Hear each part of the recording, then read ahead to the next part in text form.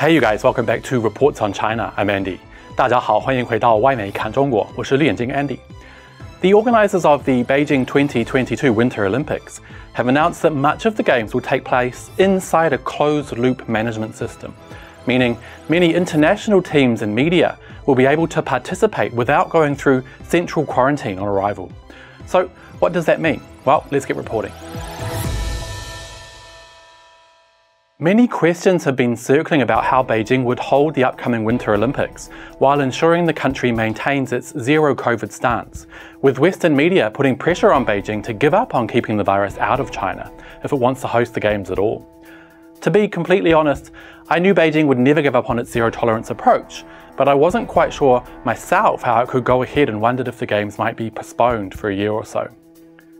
The situation is practically unheard of, except for a slightly similar situation when, more than 100 years ago, the 1920 Antwerp Games took place right at the tail end of a pandemic, resulting in 7 of 2,600 athletes dying because of the Spanish flu. Beijing obviously doesn't want to see any deaths because of COVID-19, but how? Firstly, I'll briefly explain how China currently deals with international arrivals, usually just returning Chinese. Those entering China today need to undergo 2 to 3 weeks of central quarantine, including multiple COVID tests before they're finally allowed to enter the country. For obvious reasons, that wouldn't work well for something like the Winter Olympics. As just one example, it would have meant that athletes would be unable to practice for an unacceptable period of time before taking part.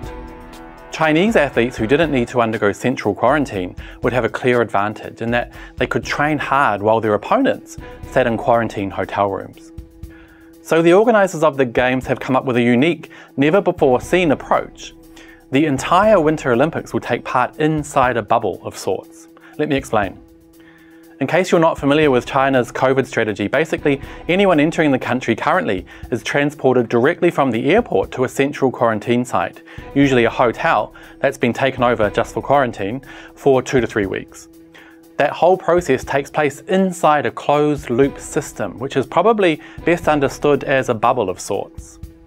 They're driven inside a bus with crew who wear full protective gear, usually followed by a police car. Once they arrive at the quarantine site, they'll be processed by crew in full protective gear and then not allowed to leave their room for the entire time. No crew inside the quarantine system are allowed out of the bubble each day until they've methodically sanitized and destroyed each layer of protective gear they were wearing. To give you a better idea, take a look at this short clip of me working in a Shanghai quarantine hotel for a day. The crew here have just got word that 3 incoming patients are on the way.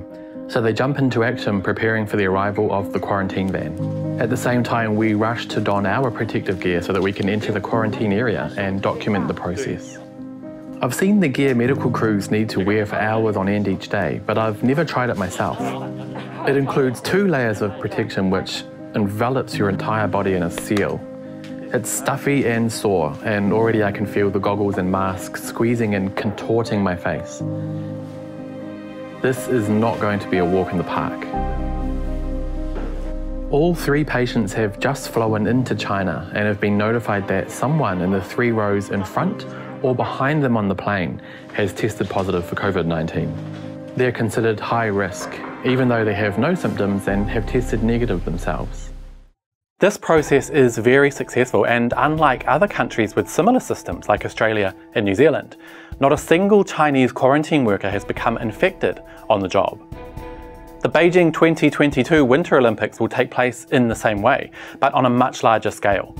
Athletes and their crew who have been fully vaccinated will be able to enter into the Olympics bubble as soon as they arrive at the airport without going through central quarantine, but they will not be allowed to leave that bubble for the entire time they're in China.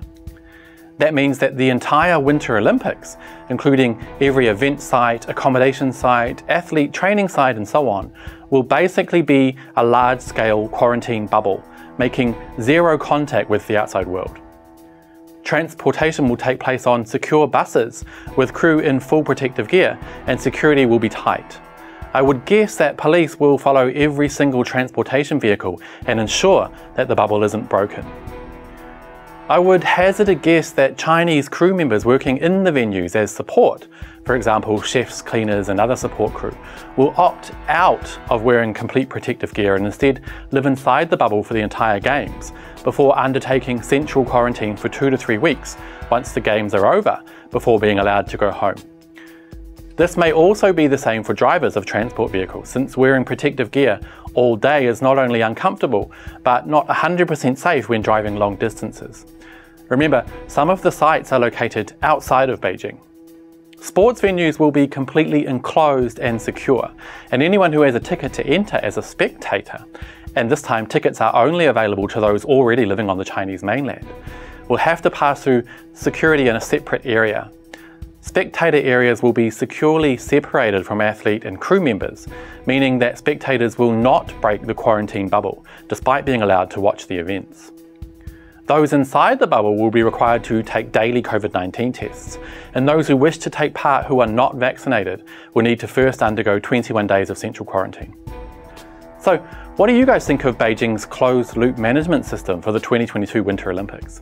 I think it's a really smart idea, which will mean the Games can go ahead successfully and fairly without sacrificing China's zero-tolerance approach to COVID-19. I think it's a solution that really only China has the manpower and capacity to even consider. But as has already been proven, this country is the only one on the entire planet, bar none, that can carry this out successfully, in my opinion. I do hope though that plenty of security is in place to stop rogue, freedom-loving athletes who try to escape the bubble as some form of protest, putting the entire country at risk. If you come to participate in Beijing 2022, you owe it to the people of China to follow the rules and keep everyone safe. See you guys next time.